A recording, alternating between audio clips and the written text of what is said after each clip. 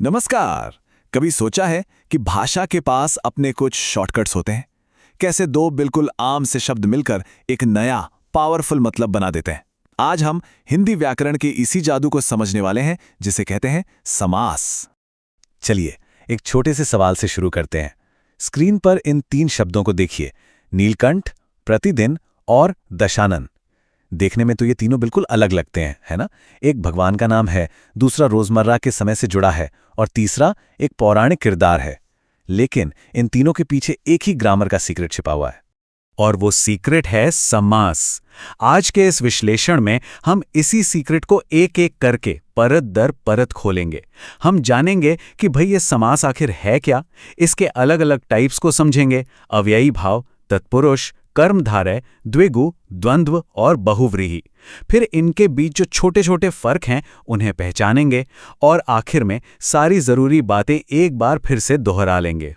तो सबसे पहला सवाल, समास है क्या? इसे ना एक तरह की वर्ड केमिस्ट्री समझिए। जैसे केमिस्ट्री में दो अलग अलग एलिमेंट्स मिलकर एक नया कंपाउंड बना देते हैं, ठीक वैसे ही हिंदी में दो शब्द मिलकर एक बिल्कुल नया मीनिंगफुल शब्द बना देते हैं। तो समास की सीधी सरल परिभाषा ये है, ये दो या दो से ज्यादा शब्दों को मिलाकर एक नया और छोटा शब्द बनाने का प्रोसेस है।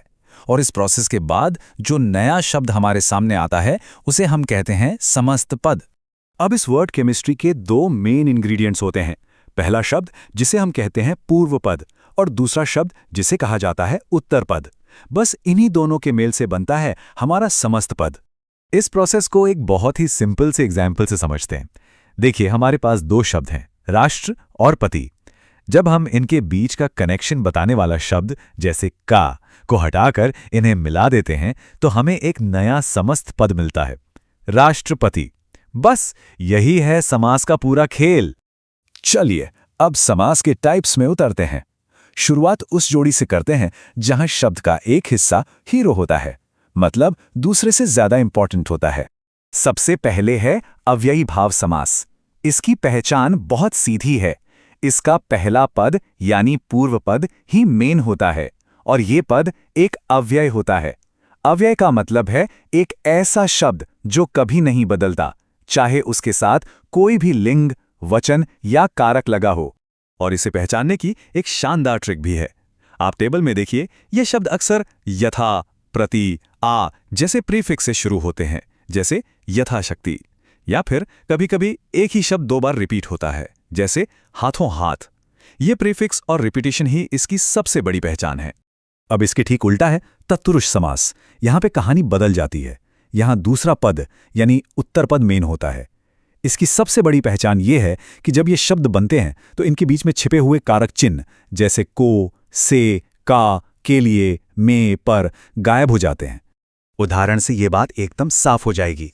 राजपुत्र मतलब राजा का पुत्र, तो यहाँ का छिपा हुआ है।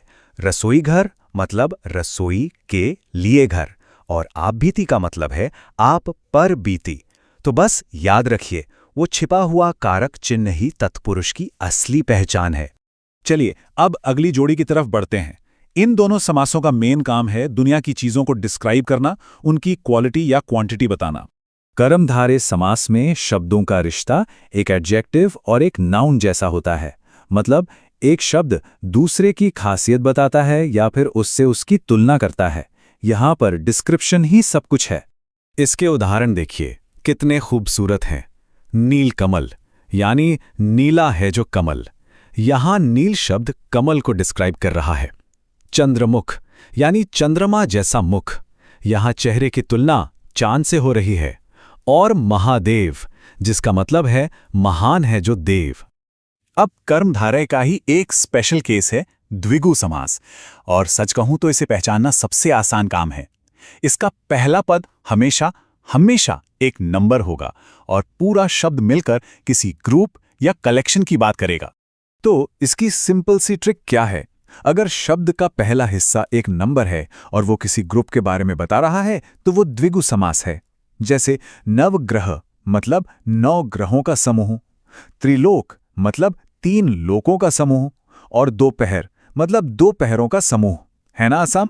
और अब हम आते हैं अपनी आखिरी जोड़ी पर, यहाँ एक तरफ हैं बराबर के पार्टनर और दूसरी तरफ हैं छिपे हुए सांकेतिक मतलब। द्वंद्व समास में दोनों पद बराबर के पार्टनर होते हैं, कोई बड़ा नहीं कोई छोटा नहीं, दोनों की इंपॉर्टेंस बराबर है। और जब हम इन्हें अलग करते हैं तो इनके बीच में और या जैसे शब्द आ जाते हैं।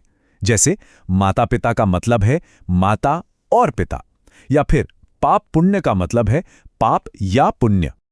और आखिर में आता है सबसे क्रिएटिव समास, बहुव्रीहि। यहां न तो पहला पद मेन है न ही दूसरा। कमाल की बात तो यह है कि ये दोनों मिलकर किसी तीसरे ही मतलब की तरफ इशारा करते हैं। ये एक तरह से किसी के लिए एक स्पेशल निकनेम या कोड वर्ड बन जाता है। अच्छा, अब तक सब कुछ क्लियर है, लेकिन कुछ शब्द ऐसे होते हैं जो अक्सर हमें कंफ्यूज कर देते हैं। तो चलिए अब उस कंफ्यूजन को हमेशा के लिए दूर करते हैं और एक एक्सपर्ट की तरह इनके बीच का फर्क पहचानना सीखते हैं।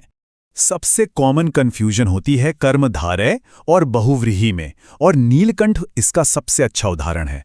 अगर हम इसका विग्रह करें नीला कंठ, तो इसका मतलब है एक नीला गला। ये सिर्फ एक डिस्क्रिप्शन है, इसलिए ये कर्मधारय है। लेकिन अगर हम इसका विग्रह करें नीला है कंठ जिसका, तो मतलब एकदम बदल जाता है और इशारा भगवान शिव की तरफ होता है। तब यह बन जाता है बहुव्रीहि। देखा, सारा खेल विग्रह का है। ऐसी ही कंफ्यूजन द्विगु और बहुव्रीहि में भी होती है। चतुर्भुज शब्द को देखिए, अगर इसका विग्रह है चार भुजाओं का समूह, तो ये एक ज्योमेट्रिकल शेप है, एक क्वाड्रिलैटरल, और तब ये द्विगु समास है। लेकिन अगर विग्रह है चार हैं भुजाएं जिसकी, तो ये भगवान विष्णु की ओर इशारा करता है, और तब नंबर होने के बावजूद ये बहुव्रीहि समास बन जाता है। बहुत बढ़िया, हमने सभी प्रकारों को अच्छे से समझ लिया है। तो चलिए अब इन सब को एक सिंपल सी चीट शीट में समेट लेते हैं ताकि ये हमेशा याद रहे।